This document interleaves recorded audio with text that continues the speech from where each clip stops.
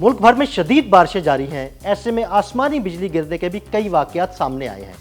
लेकिन क्या आप जानते हैं कि बादलों में ये आसमानी बिजली कैसे बनती है, ये कैसे ज़मीन पर गिरती है और इससे कैसे महफूज रहा जा सकता है? आइए आपको तफसील से बताते हैं।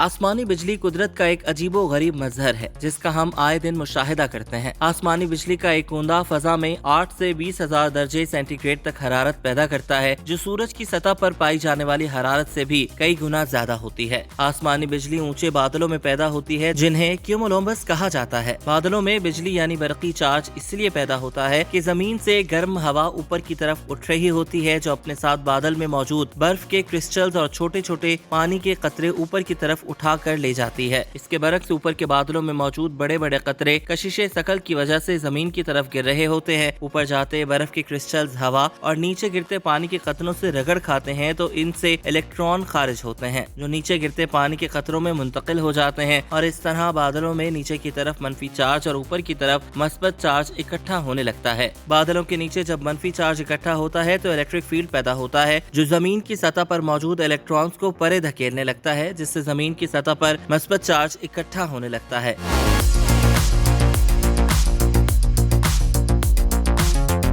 इसी तरह बादलों के निचले हिस्से और जमीन की सतह एक बैटरी की तरह काम करने लगती है, जिससे इलेक्ट्रोस्टैटिक फील्ड पैदा होता है। जब ये इलेक्ट्रोस्टैटिक फील्ड एक हद से बढ़ता है तो हवा के एटमों में से इलेक्ट्रॉन खारिज करने लगता है। इस तरह हवा के एटम यकायक चार्ज प्लाज्मा की शक्ल इख्तियार कर लेते हैं, जो बिजली का बहुत उम्दा कंडक्टर होता है। इस तरह बादलों और जमीन के दरमियान एक शॉर्ट सर्किट पैदा होता है, जिससे बादलों और जमीन के दरमियान करोड़ों एम्पेयर करंट फ्लो करता है। इसे हम बिजली गिरना कहते हैं। अमूमन बिजली बादल के अंदर एक बादल से दूसरे बादल और फिर दूसरे बादल से जमीन पर सफर करती है। आसमानी बिजली को जाहिरी तौर पर दो अहम इकसाम में बयान किया जा सकता है। जब आसमान पर कैमरे के फ्लैश की तरह रोशनी दिखाई दे तो इसे चादर वाली बिजली यानी शीट लाइटनिंग कहा जाता है, जबकि दूसरे किस्म में आसमान पर बिजली टेढ़ी मेढ़ी लकीरों की तरह दिखाई दे तो इसे दरार नुमा बिजली या फोक लाइटनिंग कहा जाता है। याद रहे कि शाखों की तरह ये दरार नुमा आसमानी बिजली बादल से जमीन की जानिब सफर करते हुए पैदा होती है और बाज औकात जमीन पर गिर जाती है। जब इस तरह की आसमानी बिजली पैदा होती है तो इसकी तवानाई से अतराफ की हवा बहुत गर्म होकर फैलती है, जिससे एक जोरदार धमाका सुनाई देता है, जिसे बादलों की गरज से भी ताबीर किया जाता है।